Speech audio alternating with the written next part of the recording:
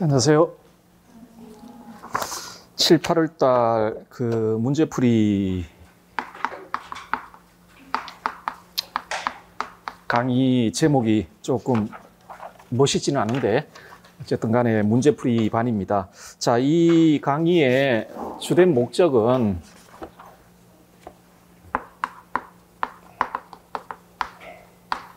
두 달 동안 잘 따라오시면 이론을 한번 다시 총정리할 수 있는 시간이 될 수 있을 것이다 라고 기대를 하고 있습니다. 다른 목표는 없어요. 여러분들이 이 강의를 잘 따라오시면 전 영역에 걸친 주요 이론들을 좀 이제 정리를 할 수 있는 시간이 될 수 있을 것이다 생각을 해요. 요새 들어서 대통령께서 킬러 문제라는 말씀을 하셔가지고 동네가 시끄러운데 수능에는 킬러 문제가 있을 수 있어요. 변별력을 높이기 위해서 그런 문제를 낼 수 있죠. 낼 수 있는데 임용시험에도 킬러 문제가 있나요? 임용시험에도? 임용하고 수능은 좀 다르죠? 좀 다릅니다. 시험 구조 자체가 달라요. 특정 대학 관련된 소수 뽑는 과도 있고 그렇게 되어 있는데 임용시험에서 킬러 문제가 만약 있다면 예를 들어 보니까 킬러 문제라고 예시를 든 걸 보니까 요번에 정답률 한 2.5% 이런 것들이 이제 킬러 문제라고 이야기를 하더라고요. 자, 임용시험에서 정답률 2.5%는 전혀 영향을 못 미칩니다. 틀려도 돼요, 그냥. 2.5%만 맞출 수 있는 문제는 우리의 당락을 결정하지 않습니다. 등수는 결정하겠지. 등수는 결정할 수 있어요. 근데 1등에서 뭐 할 건데? 1등하면 좋은 거 있나요? 상 주나? 돈도 주고? 돈은 안 주죠, 일단. 그런 걸 알고 있는데, 물론 고등학교를 간다든지 그런 약간의 영향력을 있을 거라고 생각을 합니다. 생각을 하는데, 아니면은 정말 극소수로 뽑는데, TO가 정말 작은데, 요런 데서는 약간의 영향력을 발휘할 수 있을 거라고 생각을 해요. 하지만 정답률 2.5%는 당락을 결정하는 문제가 아닙니다. 그냥 버려도 돼요. 신경 쓸 필요도 없어. 됩니다. 다 틀리는 문제가 무슨 변별력이 있습니까? 2.5%만 맞추는 문제가 의미가 없단 말이죠. 오히려 임용시험에서 킬러 문제는 이런 게 킬러 문제입니다. 이런 거. 알아야 되는 거. 예를 들어 소크라테스라 그러면 지덕일치 같은 거 반드시 알아야 되잖아요. 이 의미가 뭐고 이게 어떤 내용들로 구성되어 있는지 이런 주제들 있잖아요. 그렇죠? 이런 걸 틀려버리면은 그때부터는 당락에 문제가 생깁니다. 자, 지금 보시는 문제들 같은 경우에는 제가 만든 문제들 같은 경우에는 여러분들이 적어도 시험을 보기 위해서 가장 기본적으로 그러니까 알아야 될 내용들입니다. 이 정도 내용들은 알고 있어야 시험장 들어가서 시험을 보시고 합격선이 있다라면 합격선 안에 포함될 수 있을 가능성이 높다. 그 정도로 말씀드릴 수 있는 내용들이에요. 내용들이니까 반드시 관련되어 있는 내용들을 좀 알아두시면 좋겠습니다. 좋겠고, 이제 우리 7월 달에 되었습니다. 한 5개월 남았나요? 길면 길고 짧으면 짧습니다. 길면 길고 짧으면 짧은데, 이렇게 짧은데, 길죠. 5개월 정도면 아직 반 정도밖에 지나진 않았으니까. 그런데 하반기 때는 조금 여러분들 이제 만약 지금까지 암기를 안 하셨으면 암기를 좀 하셔야 됩니다. 이건 시험입니다, 여러분. 시험이기 때문에 어쩔 수 없어요. 시험은 어떤 종류의 시험이든 간에 암기가 동반되지 않으면 좋은 점수를 받을 수가 없어요. 그리고 암기는 계속 반복하는 수밖에 없고, 게다가 여러분 이제 어떤 시점 되면 이제 써보셔야 돼요. 여러분의 머릿속에 있는 거하고 글로 쓰는 거는 기본적으로 차이가 있어요. 알고 있는 것 같은데 쓰라 그러면 막상 쓰기가 힘들어요. 그 간격이 분명히 존재하거든요. 하기 때문에 어떤 시점에 가서는 실제로 여러분들이 여러분의 근육을 움직여서 서술하는 여러분 근육기억이라는 거 아시죠? 운동선수들이 하는 거. 야구선수들, 특히 야구 외야수들 같은 경우에는 공 보면서 따라가는 거 아닙니다. 공 보면서 따라가는 게 아니에요. 딱 소리 나면 몸이 먼저 반응해요. 튀어나가거든요. 그 근육 안에 기억을 담아야 되죠. 신체 기억이죠. 어쨌든 간에 여러분의 팔이 아리스토텔레스나 주자나 이런 분들을 담고 있어야 됩니다. 담고 있어야 된다. 그러니까 그렇게 좀 아시고, 그리고 너무 욕심을 내지 마세요. 알고 있는 걸 더 깊게 이해하시는 순에서 해야지 자꾸 학자를 늘린다거나 주제를 넓혀 나가면은 어떤 경우에는 시간 낭비가 될 가능성이 매우 높아요. 높으니까 그렇게 좀 생각을 하시면 될 것 같아요. 제가 저희 집 근처에 작은 산이 하나 있습니다. 뭐 높이가 그렇게 높진 않아요. 한 600m 정도 되는 산이 있는데 등산을 이렇게 하다 보면 제가 운동을 되게 싫어해요. 승비가 땀을 흘려서는 안 된다는 기본 신념을 가지고 있기 때문에 싫어하는데 요새 몸이 좀 안 좋아가지고 산을 좀 이렇게 왔다 갔다 합니다. 왔다 갔다 하는데 처음에 산을 올라갈 때 제일 힘든 게 산 입구예요. 거기서 엄청 갈등을 합니다. 이거 올라가야 되나 말아야 되나 그러면서 온갖 자기 기만을 합니다. 뭐 내일부터 하지, 뭐 산에 간다고 무릎만 나가지, 뭐 이런 온갖 핑계 있잖아요. 그런 핑계를 대면서 초입까지 가서 돌아온 경우도 있고, 다음에 보통 산이 초입이 가팔라요. 이렇게, 그렇죠? 가파르죠? 올라갈 때 처음이 정말 힘들어요. 이게 가파르고, 그리고 다 계단으로 되어 있는데요. 생각보다 등산로를 계단으로 많이 만들더라고요. 너무너무 힘들어요. 그래서 초입까지 계단만 올라갔다 내려온 경우가 있어요. 그런 경우가 많았고, 그래서 처음 시작하기가 지금 굉장히 좀 힘들더라라는 것. 다음에 요새 드는 생각은 뭐냐면은 정상이 있는데 그 정상 올라갈 때 마지막 계단이 있어요. 이렇게 있는데 그게 너무 힘들어요. 정상은 눈에 보이는데 그 마지막 계단을 올라가는 게 마음도 좀 조급해지고 빨리 올라가고 싶다라는 생각도 들고 그래요. 그래서 처음엔 너무너무 힘들어가지고 몇 번 포기하고 내려왔는데 나중에 뭐 요령이 좀 생기더라고요. 그러니까 아예 정상을 안 봐요. 정상을 안 보고 시선을 밑으로 하고 그냥 계단만 봅니다. 계단만 밟고 한 걸음 한 걸음 올라가니까 정상에 도달해 있더라고요. 여러분들 이제 마지막 얼마 남지 않았습니다. 아마 조급해질 수도 있고 그럴 거라고 생각을 해요. 그래도 5개월이면 꽤 긴 기간입니다. 하니까 하나하나 이렇게 또 따라가시면은 아마 좋은 결과가 있지 않을까 이런 생각을 해요. 자, 어쨌든 뭐 그런 말씀 좀 드리고, 자, 여러분들 제 이번에 강의 회획이 우리가 보통 이렇게 되어 있잖아요.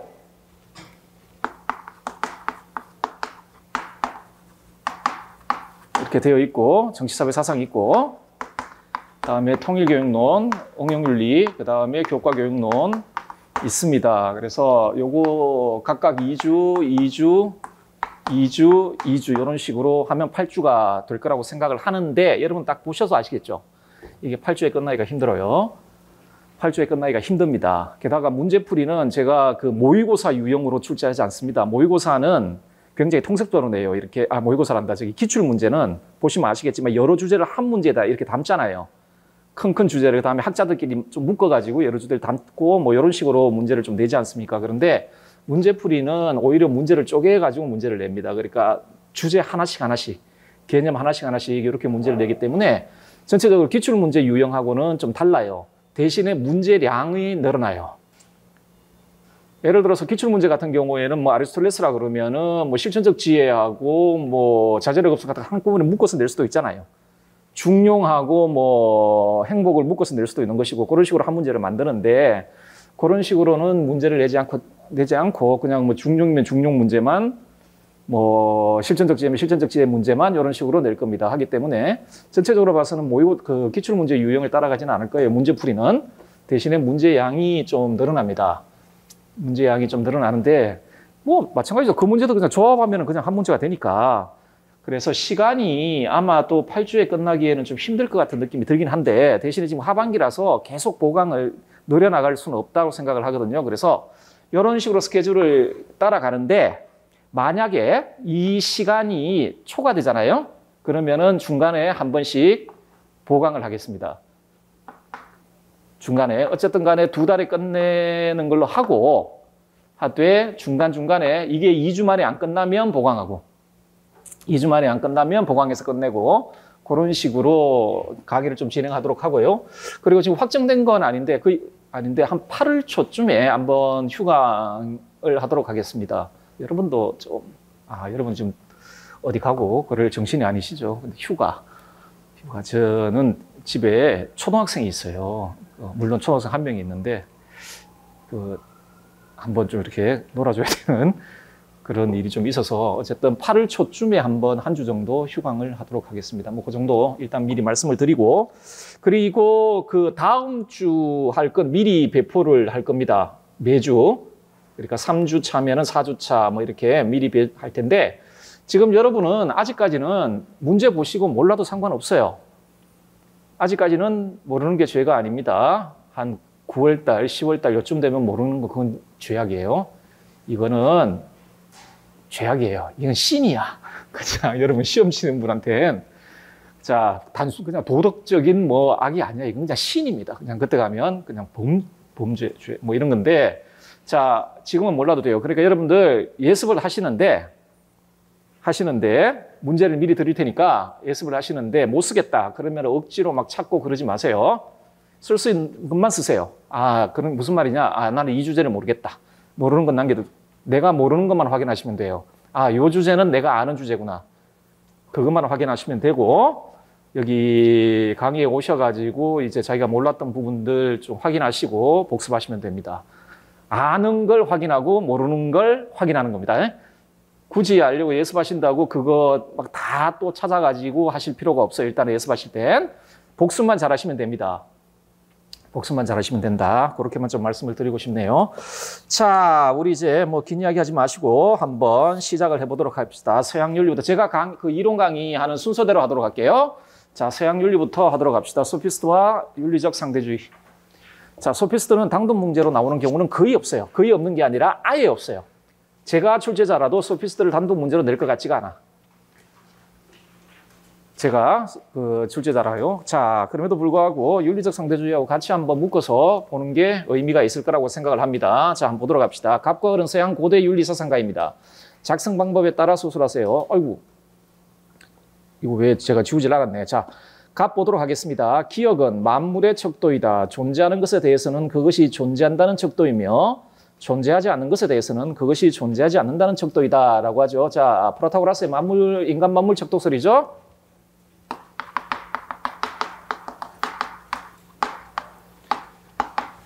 자, 을 보도록 할게요. 보편적이고 절대적인 도덕적 지식은 존재하지 않는다. 따라서 도덕 판단의 진위 여부를 가려주고 상이한 도덕 규범들의 체계들 사이의 도덕적 우열을 결정해주는 보편 타당한 기준 또한 존재하지 않는다. 자, 윤리적 상대주의의 핵심 주장입니다. 그렇다고 해서 상이한 도덕적 의견들 중 우리가 어떤 것을 선택할 때 사용할 수 있는 공통의 척도가 없는 것은 아니다라고 되어 있네요. 자, 봅시다. 괄호 안에 기억에 해당하는 용어는 뭐 다들 잘 아실 겁니다. 인간입니다. 인간 만물 척도설인데, 자, 프로타고라스가 인간 만물 척도설 할 때 이 인간은 종 전체로서의 인간을 이야기를 하는 게 아니에요. 아니라 개개의 인간을 이야기를 하는 겁니다. 어떤 A가 존재한다, 존재하지 않는다를 결정하는 건 그 개인에게 달려있다라는 겁니다. 그런데 이 주장이 함의하는 가장 중요한 주장은 뭐냐면, 이건 물론 존재론적 입장에서 지금 이야기를 하고 있는 건데, 어떤 존재에 대한 판단, A라는 존재에 대한 판단이 있단 말입니다. 이 A라는 존재에 대한 판단, 이 판단 주체에게 있어서는 타당하고, 예를 들어서 A는 존재한다 라고 알파가 판단을 했단 말이에요. 알파가 판단을 했단 말이에요. 그러면 이 판단은 이 알파한테는 타당한 판단이에요. 그런데 베타는 이 A에 대해서 존재하지 않는다라고 판단을 했단 말이에요. 그러면 이 판단은 이 베타에게는 타당해요. 타당한 거예요. 이게 인간 만물 척도설에서 이야기하는 거예요. 그러면은 이 판단하고 이 판단 있잖아요. 이 판단 중에 진위가 있냐. 예를 들어 알파의 판단은 진위라면 필연적으로 베타의 판단은 거짓이에요. 그런 거 없다라는 거예요. 그런 거 없다라는 거예요. 요 둘 사이에 진위 여부를 결정해 줄 수 있는 보편적 기준에 대한 알을 우리는 가질 수가 없다. 각자의 의견은 그 의견을 가진 사람에게 있어서는 타당하지만 이걸 보편적 타당성을 가진 것으로 주장할 수 없다라는 겁니다. 자, 이게 인간 만물 척도설이 가지고 있는 기본적인 함의예요. 이게 상대주의적인 관점이죠. 자, 밑줄 친 을의 주장 니언의 정당성 여부를 도덕의 기초에 관한 갑의 관점에 근거하여 한번 서술해보라. 니언이 뭐였습니까? 보편적이고 절대적인 도덕적 지식은 존재하지 않죠. 자, 그런데 자, 따라서 도덕 판단의 진위 여부를 가려주고 상이한 도덕 기본들의 체계들 사이에 도덕적 우열을 결정해주는 보편 타당한 기준 또한 없다. 자, 이 주장이 정당하단 말이죠. 아마도 프라타고라스의 관점에서 보면 이거 정당할 거예요. 근데 왜 정당하냐? 도덕의 기초에 대한 갑의 관점을 근거하라. 자, 도덕의 기초가 뭐죠? 프라타고라스한테? 개인이나 혹은 그 개인이 속해 있는 사회의 신념이에요. 이게 도덕의 기초예요. 어떤 개인이 가지고 있는 도덕에 대한 관점, 어떤 사회가 가지고 있는 도덕 규범의 체계, 그것의 기원이 뭐냐. 예를 들어서 그 스토아 같은 경우에는 우리에게 어떤 도덕적 의무들이 주어져 있다고 봐요. 그런데 스토아 같은 경우에는 그 도덕적 의무들의 기원을 자연법으로 본단 말이에요. 이런 식으로 어떤 도덕의 기초가 뭐냐, 혹은 도덕의 기원이 무엇인지에 따라 그에 대한 학자들마다의 기본 생각이 달라요. 예를 들어 흉 같은 건 뭡니까? 도덕의 기초가 뭐예요? 도덕감이죠. 칸트는 뭐예요? 자, 아직까지 모르는 건 죄가 아니에요. 칸트의 도덕의 기초는 뭐죠? 자유입니다. 자유는 도덕의 존재 근거요. 도덕은 자유의 인식 근거라고 칸트가 이야기를 하죠. 도덕이 존재할 수 있는 이유는 우리가 초월적 자유이기 때문에 좀 가능해요. 인간이 초월적 자유이기 때문에. 어쨌든 간에 도덕의 기초에 대해서 이야기를 하는데 상대주의자들은 기본적으로 도덕의 기초를 그 개인의 신념 혹은 그 개인이 속해 있는 사회의 신념으로 봐요. 그러면 개인마다 사회마다 신념이 달라지죠. 그리고 신념들 사이의 진위를 가려줄 수 있는 보편적 기준이라는 건 존재하지 않죠? 따라서 니언은 정당할 수밖에 없죠. 예시다 한번 보겠습니다. 갑에 의하면 도덕의 기초는 개인 혹은 개인이 속해 있는 사회의 주관적 신념. 그러한 신념은 개인과 사회에 따라 상이하므로 보편적이고 절대적인 도덕적 지식과 도덕 판단의 진위 여부를 판별하고 상이한 도덕 규범들의 체계들 사이의 도덕적 우열을 결정해 줄 수 있는 보편 타당한 기준은 존재할 수 없어요. 그러므로 을의 주장은 정당해요. 자, 밑줄친 디귿이 무엇인지 갑의 입장에서 한번 써보라라고 되어 있네요. 여러분들 공통의 척도라고 되어 있죠? 자, 다시 한번 읽어볼까요? 그렇다고 해서 상이한 도덕적 의견들 중 우리가 어떤 것을 선택할 때 사용할 수 있는 공통의 척도가 없는 것은 아니다라고 되어 있죠. 자, 이 공통의 척도 있죠? 의견들이 다 상이해. 도덕 판단은 기본적으로 어떤 도덕 판단이 있다. 어떤 사태에 대해서 A는 뭐 선이라고 판단하고 B는 악이라고 판단한다면 프로타고라스의 관점에서 봤을 때는 A의 판단은 A에게 타당하고 B의 판단은 B에게 타당한 거예요. 이것들 사이에 진위 여부를 결정할 수 있는 기준은 없어. 대신에 더 나은 판단이 있단 말이에요. 그 더 나은 판단을 결정해 주는 공통의 기준이 뭘까요? 실용성입니다.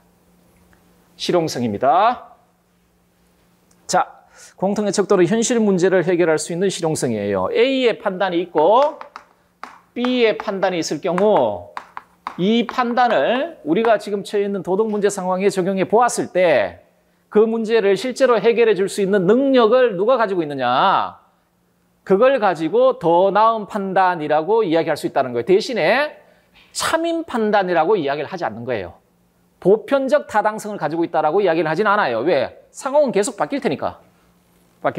자, 그래서 밑에 여러분들 관련 이론 보시면 인간 만물 척도설에 대해서는 제가 말씀드렸고, 프로타고라스의 윤리학적 입장, 자, 윤리적 상대주의 말씀드렸죠. 예시다마를 통해. 또 하나, 실용주의 윤리설입니다. 그러니까 현대 실용주의의 아버지예요. 근원이에요. 어떤 점에서? 방금 보셨죠? 뭐라고요? 진위에 대해서는 이야기하지 않겠다. 물론 현대 실용주의자들은 이 진 자체를 실용성으로 보기 때문에 실용성을 가지는 건 진리예요. 하지만 적어도 대신에 무엇이 더 실용적인 것에 따라 어떤 판단을 취할 수 있다라고 보죠. 하기 때문에 실용주의의 기원이 되는 게 이 프로타고라스 같은 분들의 입장이고요.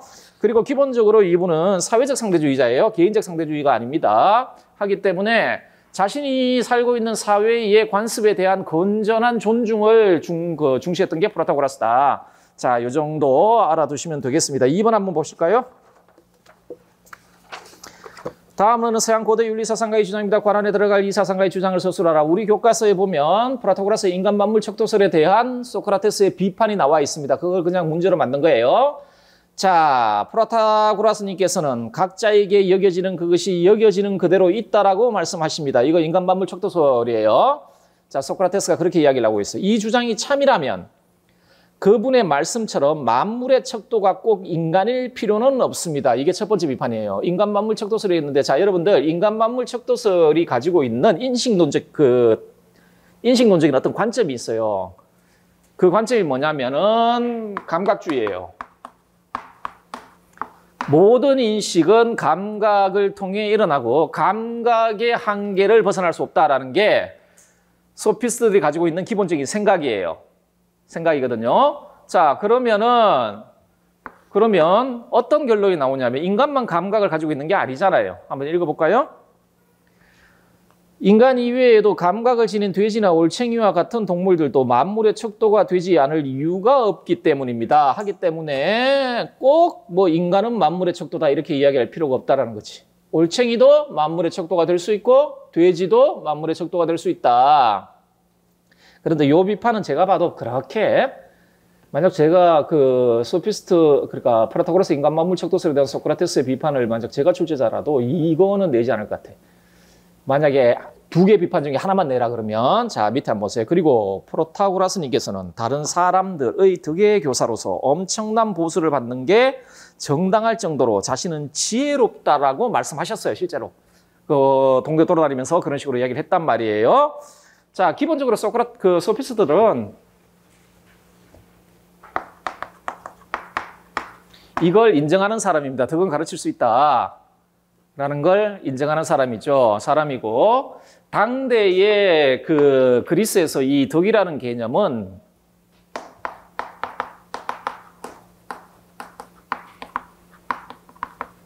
이런 의미를 가지고 있는 개념이란 말이에요. 기능 수행의 탁월함, 자기 자신이 가지고 있는 기능을 탁월하게 발휘할 수 있는 능력이 덕이란 말이죠.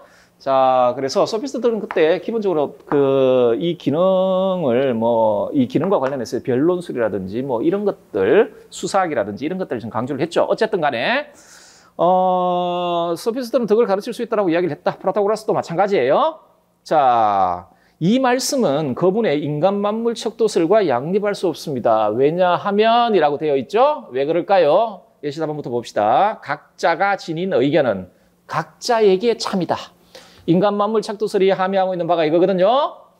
자, 참이고 그러한 의견들 사이에 우열을 판단할 수 있는 보편적 기준이 존재하지 않는다라고 이야기를 하는 거 아니에요. 자, 그렇다면 어떠한 사람도 다른 사람보다 더 나은 삶을 가지고 있다라고 말할 수 없어요.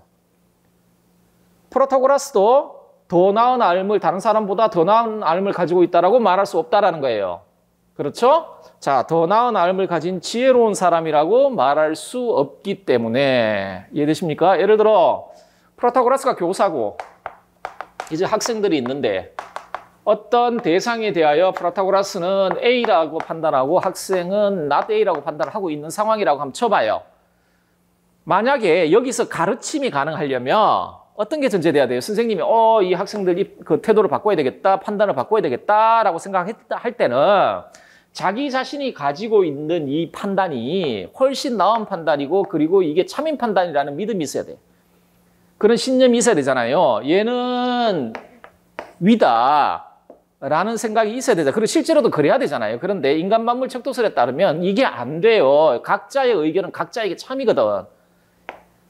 교사의 판단은 교사의 참이고 학생의 판단은 학생의 참이에요. 이 상황에서 누가 더 지혜롭다라고 말할 수가 없어.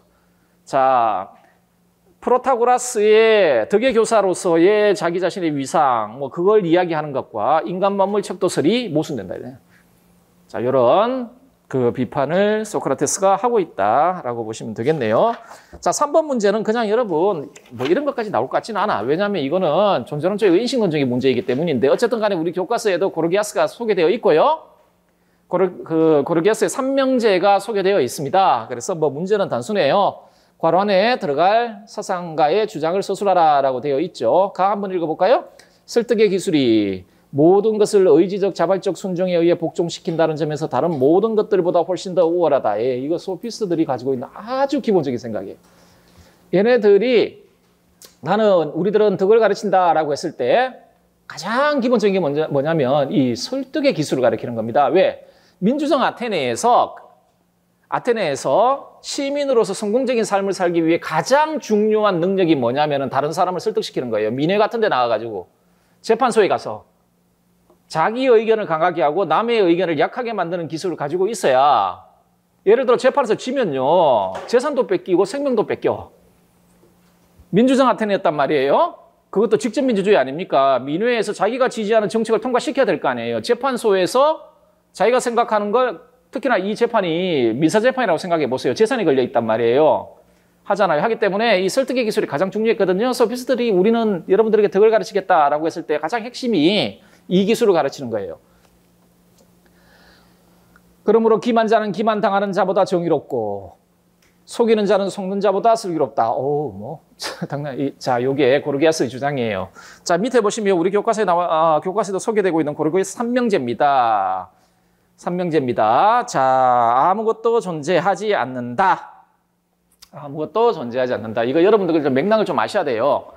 맥락을 좀 아셔야 되는데, 아니 그러면 고르기아스가 바보도 아니고 이게 다 존재하고 있는데 아무것도 존재하지 않는다라고 그렇게 이야기하지는 않을 거예요. 그 이전에 자연 철학자들 때문에 그래요. 피지스, 그 자연 철학자들은 세계의 제1원리를 탐구했잖아요.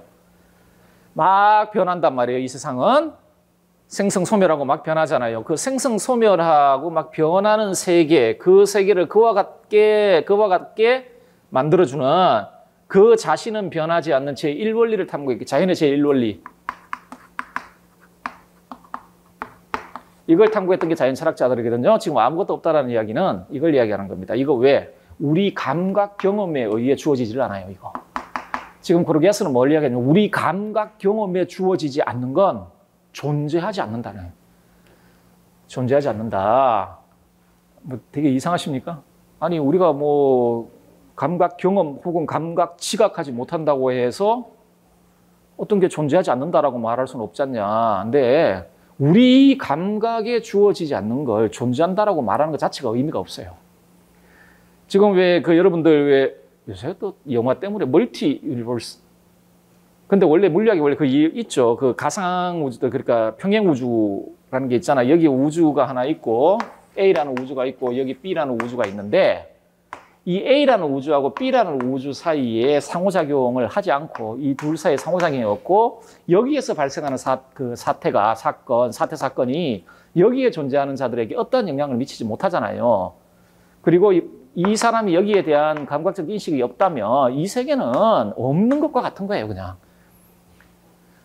자, 우리가 보편적 진리라고 이야기하는 거, 자연의 제1원리라고 이야기하는 것 있죠? 그거는 우리 감각 경험의 범위 안에 들어올 수가 없어. 감각 경험으로 우리가 인식할 수 없는 거예요. 하기 때문에 그건 없는 거야, 그냥. 그 근대 경험론, 버클리 같은 분도 있어요. 그 근대 경험론의 중요 학자들 몇 명 있는데 그 중에 한 명이 그 버클리예요. 버클리라는 분이 계신데 버클리의 유명한 명제가 있습니다. 지각됨은 존재됨이다. 이렇게.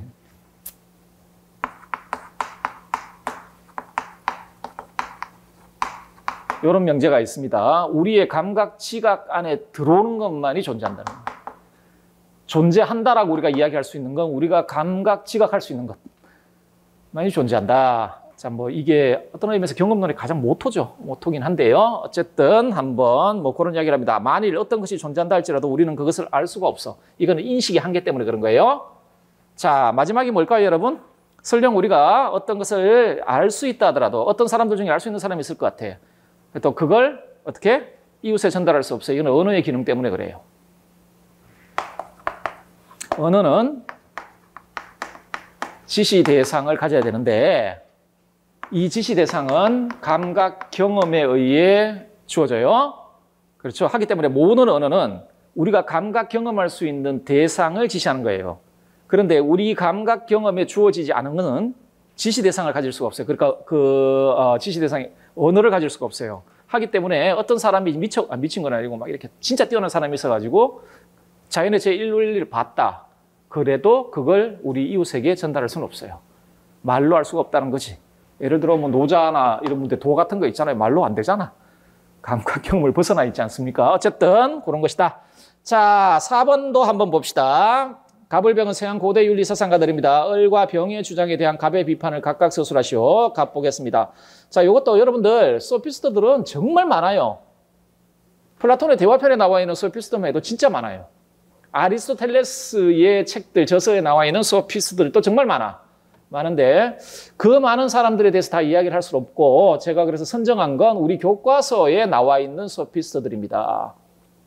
프로타고라스, 고르기아스, 자, 한번 보세요. 갑볼게요. 변론가들의 활동에는 두 가지 경우가 있다고 하면 그 한쪽은 아마도 일종의 아첨으로 대중들의 귀에 솔깃한 말만 하려는 경멸을 받을 만한 연설이라고 할 수 있을 것이다. 자, 변론술에는 두 종류가 있다. 하나가 대중들에게 아첨하는 거.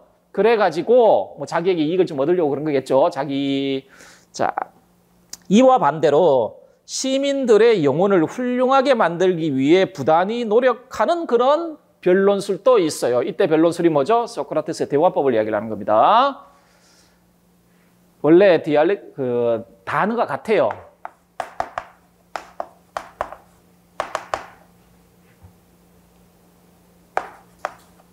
이 단어예요. 이걸 변론술로 번역하기도 하고 뭐 대화법으로 번역하기도 하고 뭐 여러 가지로 번역하긴 하는데 어쨌든 간에 히라버 단어는 똑같아요. 이 단어예요. 디알렉티케라는 단어인데 자, 이게 두 종류가 있어. 하나는 뭐요? 아까 마침 설득의 기술인데 하나는 영혼을 훌륭하게 만들어주는 것. 이게 소크라테스가 말하는 대화법이에요.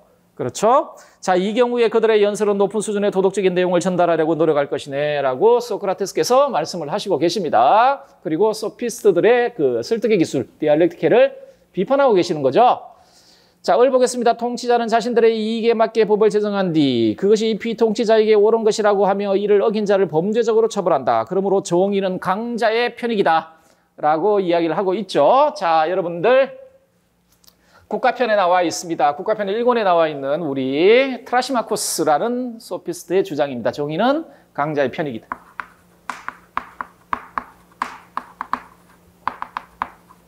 그래서 저는 그 말을 믿지 않습니다. 법이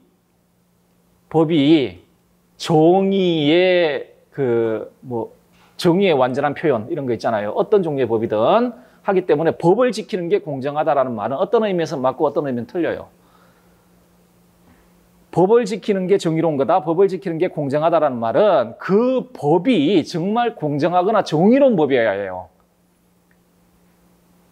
예전에 우리나라 그 군사정부 시대 때 그 만들어진 진짜 이상한 주장이 하나 있습니다. 악법도 법이다. 악법도 법이다라는 주장이 있는데 이걸 웃긴 게 소크라테스가 이런 주장을 했다라고 학자들이 떠들고 다녔어요. 학자들이 그 소위 의용학자, 소크라테스는 악법도 법이라고 말한 적이 없어. 근데 그 당시에 저거 왜 저랬을까요? 그래도 그때 정부는 자기들이 만든 법이 악법인 건 알았는 모양이야. 악법도 법이니까 법을 존중해야 된다고 그런 식으로 이야기를 했는데 악법은 법이 아니에요. 그럼 지킬 필요도 없어. 지킬 필요도 없어요. 악법도 법이고 다 지키면 시민불복종이나 이런 거 왜 해요?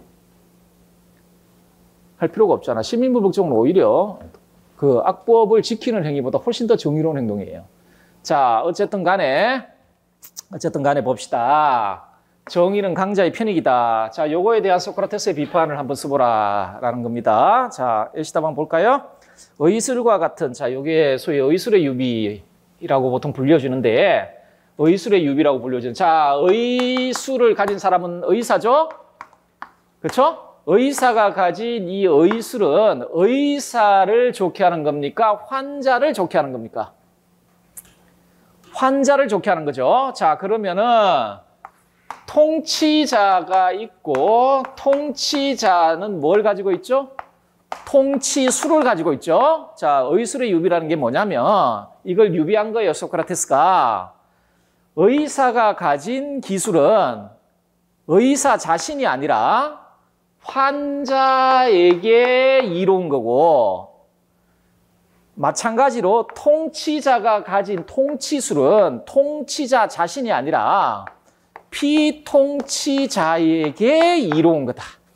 자, 요게 논리입니다. 그래서 의술과 같은 기술이 의사가 아니라 환자의 이익을 위해 존재하듯 통치의 기술은 통치자가 아니라 피통치자의 이익을 위해 존재한다. 따라서 올바른 통치자는 자신이 아닌 피통치자를 위해 활동하는 사람이므로 정의는 강자의 편익이 아니다. 자, 그 다음 밑에 한번 볼게요. 병 칼리클레스입니다. 칼리클레스는 그냥 재미로만 말씀을 드릴 텐데 엄청난 부자예요. 이 사람 지금 읽어볼까요? 자신의 욕구가 최대한 커질 수 있도록 놓아두며 여기까지만 해도 이제 이 사람 어떤 입장을 가지고 있는 사람 아시겠죠? 이게 키레네식의 쾌락주의자예요. 이게 감각적 쾌락주의자. 순간의 육체적이고 감각적 쾌락을 추구하는 쾌락주의자란 말이에요. 욕구가 최대로 커졌을 때 용기와 슬기로 이것을 숨기고, 용기와 슬기는 뭐예요?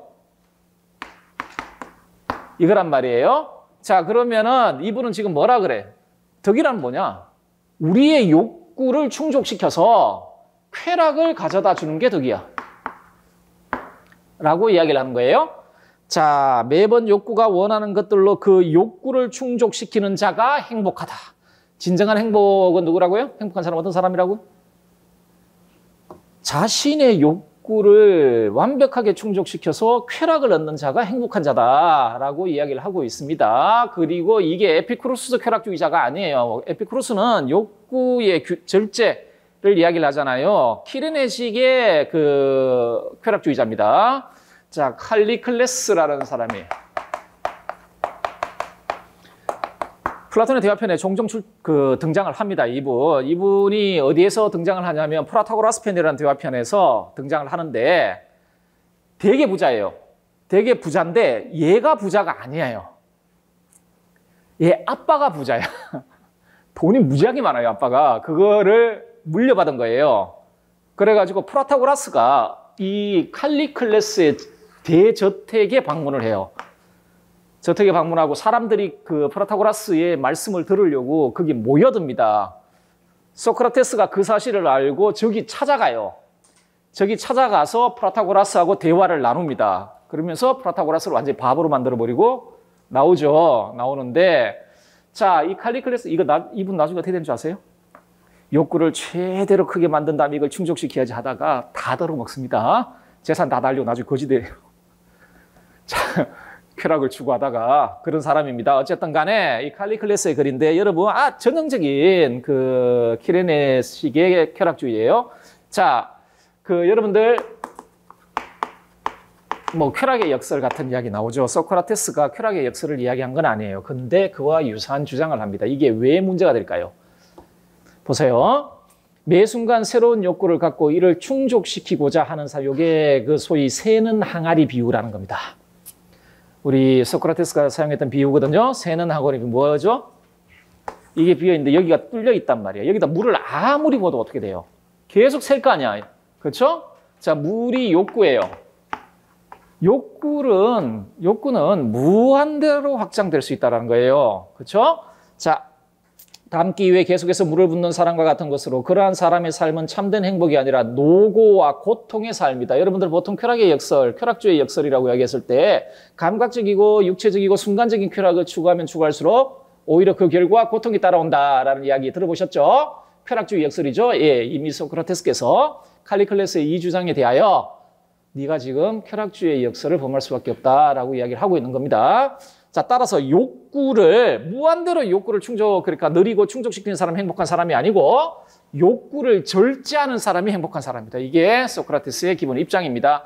우리 교과서에 다시 한번 말씀드리자면 프라타고라스, 고르기아스, 트라시마코스, 다음에 칼리클레스 이렇게 나와 있는데 한번 다 다뤄봤습니다. 자, 5번 문제 한번 봅시다. 가는 윤리와 사상 수업 시간에 사용된 수업 자료이고 나는 그것을 활용한 수업의 한 장면이다. 밑줄 친 주장의 지지 근거를 두 가지 서술하라 라고 되어 있네요. 가는 그냥 여러분 다 읽어보셨죠? 미리 제가 이거 나눠드린 걸로 아는데, 자, 페르시아의 다리우스 왕이라고 정말 위대한 왕이 하나 있습니다. 페르시아의 전성기를 이끈 왕인데, 자, 다리우스 왕이 부모를 화장하는 관습을 따르는 그리스인을 불러 돈을 얼마나 주면 부모의 시신을 먹을 마음이 있느냐고 물었다. 그러자 그들은 아무리 돈을 많이 준다 해도 그런 짓은 하지 않겠다고 대답하였다. 그 다음에 다리우스 왕은 부모의 시신을 먹는 칼라티아족을 그리스인 앞에 불러놓고 돈을 얼마나 주면 부모의 시신을 화장하도록 허락하겠냐고 물었다. 그들은 비명을 지르며 그런 불경한 말씀은 제발 삼가달라고 말하였다. 우리 고려시대 때는 화장했죠. 불교 풍속 때문에. 그런데 조선에서는 부모님의 시신을 화장하면 큰일 나죠. 유가적인 관점을 가지고 있으니까. 자, 관습의 이런 속성을 잘 알고 있던 그리스의 시인 핀다로스는 관습이야말로 만물의 왕이다라고 말했다. 이 예화는 사회적 상대주의와 관련되어 있는 예화예요. 예화인데, 자, 교사, 제가 넣어드린 자료를 읽어봤지요. 학생들, 네. 교사 느낀 점을 발표해 볼까요? 수영이. 선생님께서 주신 자료는 도덕은 사회적 관습이라는 윤리의 본질을 잘 보여주고 있다고 생각합니다. 사회적 상대주의자들의 관점에서 도덕은 뭐라고요? 그 사회의 관습입니다. 제가 앞에 그라는 말을 붙인 이유는 모든 사회의 관습이 아니에요.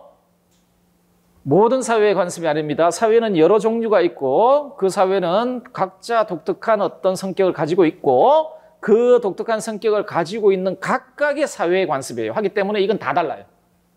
하지만 상대주의의 기본적인 관점이 뭐죠? 이게 다 달라. 다른데 중요한 건 그 사회의 관습은 그 사회에는 타당한 거예요. 대신에 이 관습을 다른 사회에 강요할 수는 없어요. 그 사회는 또 그 사회의 관습대로 타당하니까. 자, 도덕은 사회의 관습이기 때문에 사회의 특성에 따라 다양할 수밖에 없고 따라서 보편 도덕은 불가능하다는 사실을 받아들여야 한다고 봅니다. 그러니까 지수가 제 생각은 달라요. 자료의 예화가 보편 도덕이 존재할 수 있는 가능성을 완전히 부정하는 것은 아니니까요 라고 되어 있죠.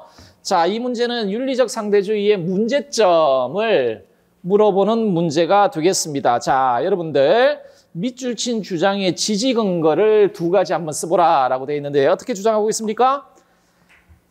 자료의 예화가 보편 도덕이 존재할 수 있는 가능성을 부정하는 예화가 아니다. 자, 요 주장을 지지할 수 있는 근거를 써야 돼요. 자, 여러분들 관련 이론 보시면은 윤리적 상대주의의 장점과 문제점이 있어요. 제가 여기서 이걸 다 읽어드릴 수는 없고, 자, 그 문제점들 중에요. 방금 요 주장 있잖아요. 요 주장을 지지할 수 있는 근거를 두 가지 쓰라는 겁니다. 두 가지. 자, 어떤 게 있을까요? 첫째, 어떤 게? 자, 예시다 한번 보세요. 그리스 민족과 갈라티아족의 장래 풍습과 관련된 표면적인 규범 혹은 이를 파생 규범이라고 합니다. 규범은 상이에요. 한쪽에서는 먹죠. 한쪽에서는 태우죠. 자, 태우는데 이거는 그 신념이 달라서 그래요. 그 사회, 그 문화권에 살고 있는 영혼에 대한 관점이라든지 이런 게 달라서 그래요. 그 그리스인들은 그쪽 지역이 대부분 그래요. 대부분 뭐 유대인들의 그 제사 풍습도 마찬가지인데 이러죠. 이게 지금 제단이 이렇게 있으면 여기서 소를 잡아요. 소를 잡은 다음에 피는 밑으로 흘리고요. 다음에 어떻게 하냐면은 소 잡으면은 제사장들이 어떻게 하냐면 기름 있죠. 그걸 분리해요. 분리한 다음에 여기에 올려놓고 그 기름은 태워요. 왜 태울 것 같아요? 연기가 나잖아. 연기는 어디로 올라갑니까? 하늘로 이렇게 올라가지 않습니까? 그러면 신이 하늘로 올라가니까 신이 그걸 받아들일 거다 이렇게 생각을 하는 거예요. 근데 이게 유대인들만 그런 거 아니에요. 보통 예전에 고대 종교들 보면은 연기를 내요. 연기. 하늘로 이렇게 올린다고. 그러니까 우리 부모님도 영혼이 있을 거 아니에요. 그리고 육신을 태우면 연기가 막 날 거 아니에요. 영혼이 신의 나라로 간다 이렇게 생각을 하는 거지. 얼마나 야만적이고 원시적인 생각입니까? 최초의 그 성서에 보면 최초의 살인자가 카인인가요? 아벨과 카인이 있죠. 아벨과 카인이 있고 카인이 목축을 할 거가 아벨이 농경을 하는 걸로 아닌가 반대인가 어쨌든 간에 그 제사 지낼 때 두 개를 태운단 말이에요. 한쪽은 연기가 잘 나가지고 하늘로 막 가요. 한쪽은 연기가 안 나는 거야. 이게 신이 그 제사를 받아들였느냐 받아들이지 않느냐를 결정하는 기준이에요. 연기가 나서 하늘로 잘 가는지 안 가는지. 자, 뭐 그렇다. 그런데 이쪽은요. 다르게 생각하는 거지. 부모를 먹으면 영혼이 자기 자신한테 들어온다고 생각하는 거죠. 어쨌든 간에 그런 신념이에요. 그런 신념에서 그런 풍습이 생겼는데, 자, 두 민족 모두 조상과 부모를 존경하고 기리고자 하는 보편적인 도덕 원리를 공략. 자, 요걸 보통 근본 규범이라고 부릅니다. 자, 이처럼 표면적인 규범 혹은 파생 규범이 다르다고 해서 보편적인 도덕 원리 혹은 근본 규범이 존재하지 않는다라는 결론을 필연적으로 도출되지가 않아요. 하나의 사례를 들자면은 스토아적 자연법 있죠. 자연법 사상가들이 이야기하는 자연법 있잖아요. 이 자연법은 보편성을 가지고 있어요. 하지만 자연법이 각각의 사회에서 적용될 때 그걸 보통 뭐 인간법 이렇게 부르잖아요. 이 인간법은 사회마다 다 달라요. 왜냐하면 자연법이 구체적인 상황에서 해석되어서 그 구체적인 상황에 해석되어서 만들어진 게 인간법이기 때문에 어떤 특정 국가나 사회들마다 인간법은 다르지만 이거를 따라 올라가면 뭐가 있죠? 자연법이 있단 말이에요. 그래서 근본 규범은 동일하지만 파생 규범이 다를 뿐이에요. 따라서 파생 규범만 보고 보편적인 도덕 원리가 없다 이렇게 주장할 수는 없다. 자, 두 번째, 도덕에 관한 다양한 의견이 존재한다는 것으로부터 보편적이고 객관적인 도덕적 진리가 존재하지 않는다는 건 논리적으로 필연적으로 도출되지 않습니다. 왜 그렇죠? 그것들 중에 보편 타당한 것이 있을 가능성이 있으니까 A, B, C가 있는데 어떤 대상에 대하여 A, B, C가 판단이 다 달라. 어떤 대상에 대하여 A, B, C가 판단이 다 다르단 말이에요. 자, 상대주의자들은 어떻게 이야기하냐? 판단이 다 다르네? 그래서 보편적인 판단은 불가능하구나. 이런 이야기를 하잖아요. 그런데 논리적으로 봤을 때 이 판단 중에 보편 타당성을 가지고 있는 판단이 있을 가능성을 배제할 수가 없어요. 논리적으로. 그렇죠? 자, 이렇게 보시면 되겠습니다. 관련 이론 보시면은 여러분 장점과 단점이 있고 나머지 단점은 한번 읽어보시되 제 생각에 우리 출제자들이 윤리적 상대주의에 대해 그렇게 호의적이지가 않은 것 같아. 호의적이지가 않은 것 같아요. 지금까지 나와 있던 기출문제들 좀 봤을 때. 자, 그러면은 윤리적 상대주의는 그 문제점들을 좀 파악하고 계시는 게 좋을 것 같다. 좋을 것 같다라고 생각을 합니다. 자, 이제 우리 소크라테스 한번 봅시다. 소크라테스의 가장 중심적인 주장은 뭐죠? 소크라테스 윤리학에서 가장 중심적인 주장은 지덕일치입니다.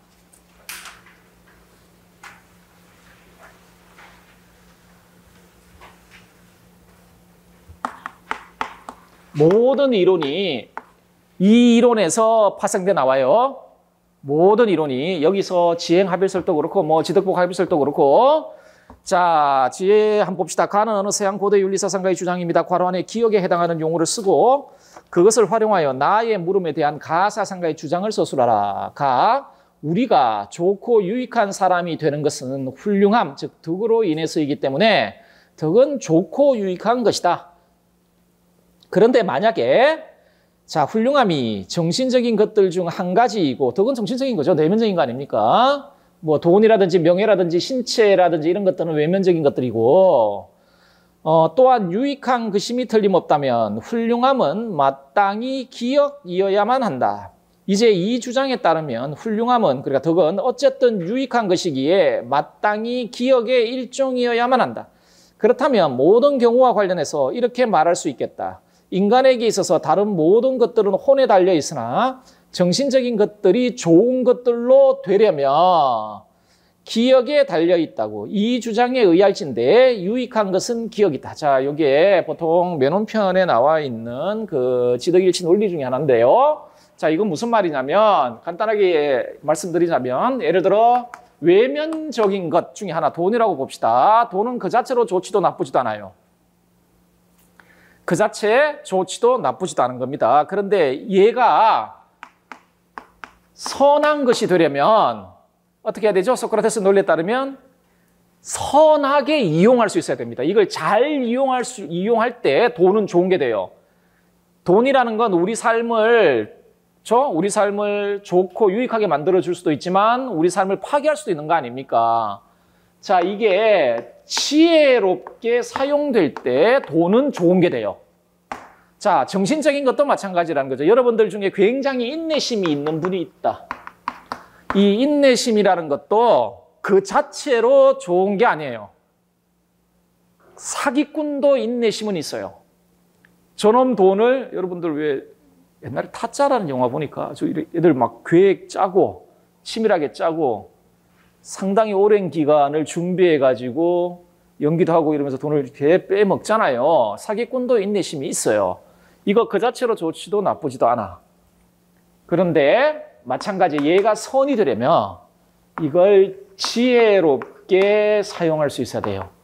자, 이때 지혜롭게 사용한다.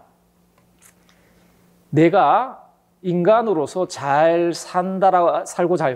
인간으로서 좋은 삶을 살고 잘 때 필요한 지식이에요. 인간에게 참으로 좋은 것이 무엇인지에 대한 참된 지식입니다. 참된 지식. 그것에 따라 그것을 이용할 때 정신적인 것이든 외적인 것이든 이게 우리한테 유익한 게 될 수 있지.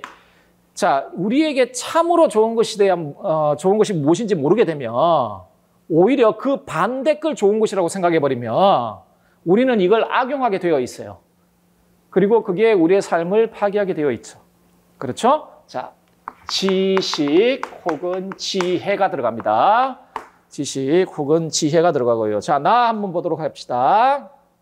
원래 원문에는 소피아입니다. 지혜인데 우리 소크라테스는요. 이 소피아라고 불려지는 지혜하고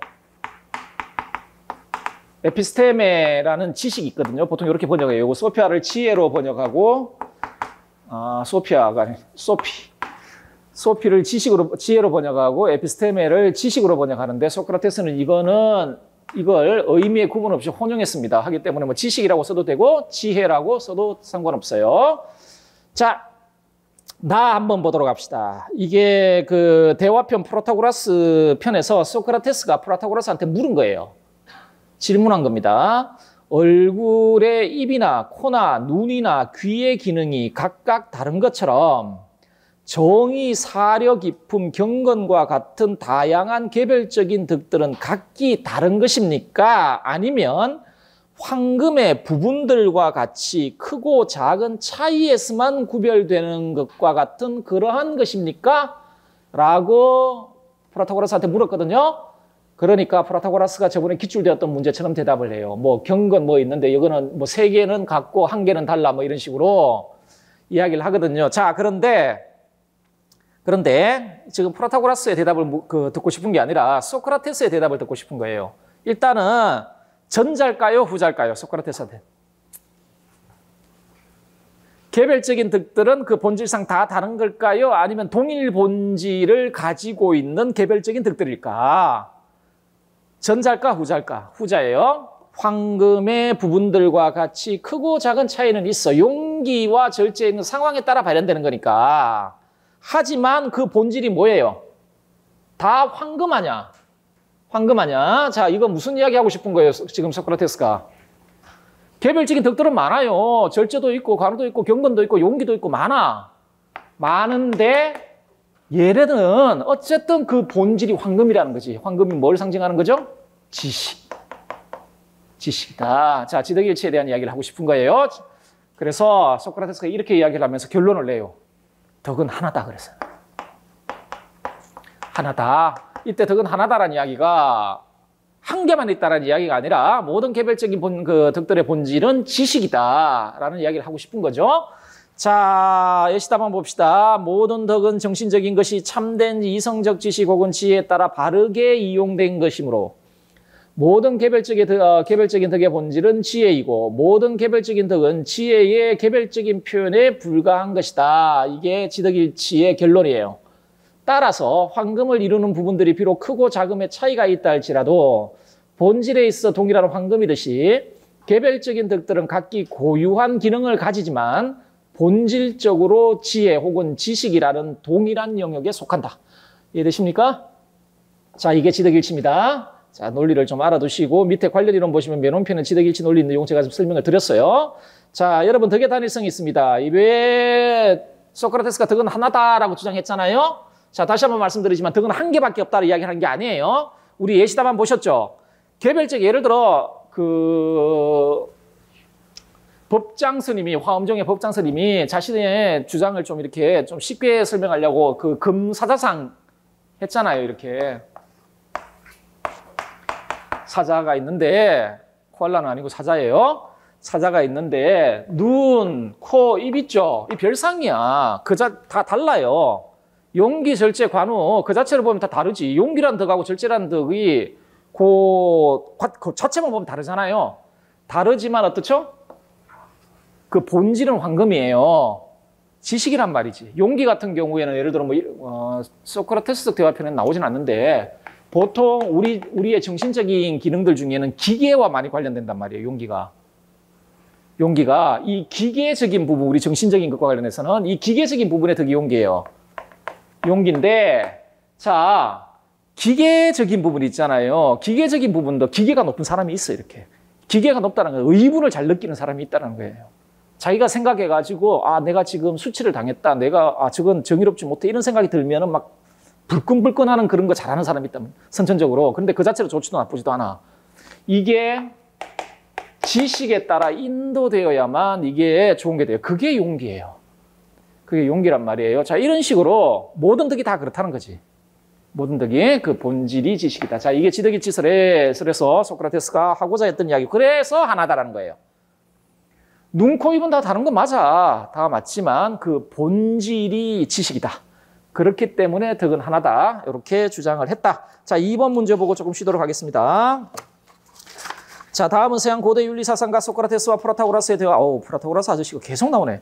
괄호안에 기억니언에 해당하는 용어를 순서대로 쓰고 그것을 활용하여 선행과 악행의 동기에 대한 소크라테스의 입장을 써보라. 소크라테스, 부끄러운 것들과 나쁜 것들로 자신만만해하는 자들은 자, 다름 아닌 기억으로 말미암아서인가요? 라고 이야기를 하니까 그건 그렇소라고 프라타고라스가 이야기를 해요. 막 부끄러운 것들, 나쁜 것들, 자기가 막 부끄러운 짓도 하고 나쁜 짓도 하는데 뭐 그것에 대해서 창피한 줄을 몰라. 막 오히려 막 더 당당해. 자, 비겁한 자들인 걸로 드러나게 하는 것은 무서워할 것들에 대한 뭐로 인해서 아닙니까? 자, 소크라테스라고 말씀드렸죠. 자, 그러면은 제가 갑을 이런 식으로 하지 않고 소크라테스라고 한 이유는 갑을로 하면 여러분 찾아내기가 상당히 힘들 거예요. 텐데 일단은 소크라테스라는 걸 아시면 자, 비겁한 자들은 어떤 자들이에요? 소크라테스의 관점에서 참으로 무서워할 것과 무서워하지 않을 것에 대한 지식이 없는 자들이 비겁한 자. 이게 소크라테스의 관점이에요. 그럼 용기는 그 반대죠. 참으로 두려워할 것과 두려워하지 않을 것에 대한 참된 지식을 가진 자가 지식을 가진 사람이 용기 있는 사람이에요. 자, 그러면 물론이요. 그렇다면 무서워할 것들과 무서워하지 않을 것들에 대한 무지가 비겁합니다. 비겁함이 아니겠습니까? 그리고 비겁함에 반대되는 것은 용기겠죠. 자, 그러면 무서워할 것들과 무서워하지 않을 것들에 대한 지식이 용기고 이는 이것들에 대한 지식이 용기고 이는 이것들에 대한 무지와 반대되는 것이겠죠. 이렇게 이야기를 합니다. 자, 지금 이것도 지덕일치와 관련된 문장이에요. 모든 덕의 본질은 지식, 모든 악덕의 본질은 무지.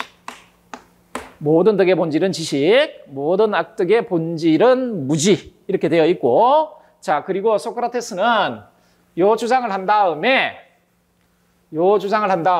전제 하나를, 요 주장에다가 전제 하나를 더 덧붙입니다.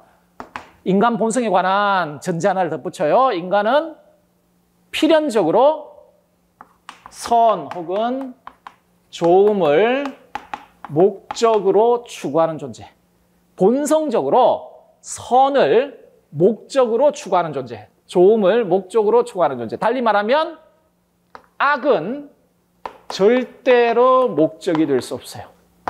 인간 행위가 추구하는 목적이 될 수 없어요. 악은 무슨 말인지 아시겠죠? 어떤 인간도 악 그 자체를 목적으로 추구하지 않아요.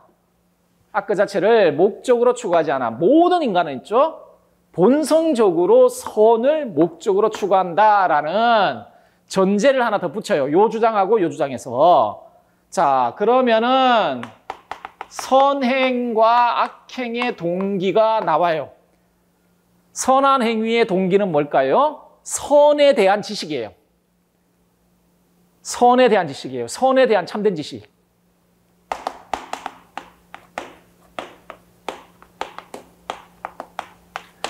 악행의 동기는 뭘까요?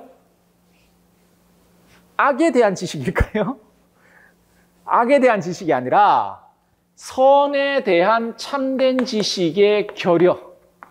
악행을 하는 사람은 악 그 자체를 목적으로 추구하는 사람이 아니에요. 예를 들어서 무절제한 행동을 하는 사람 있죠? 무절제한 행동을 하는 사람은 무절제한 행동이 악이라는 것을 알매도 불구하고 악이라는 걸 알매도 불구하고 그걸 추구하는 사람이 아니에요. 무절제한 행동을 하는 사람은 무절제한 행동이 좋은 것이라고 생각하기 때문에 행동하는 사람이에요. 그러면 그 사람이 왜 무절제한 행동이 좋은 것이라고 생각할까? 왜 그럴까요?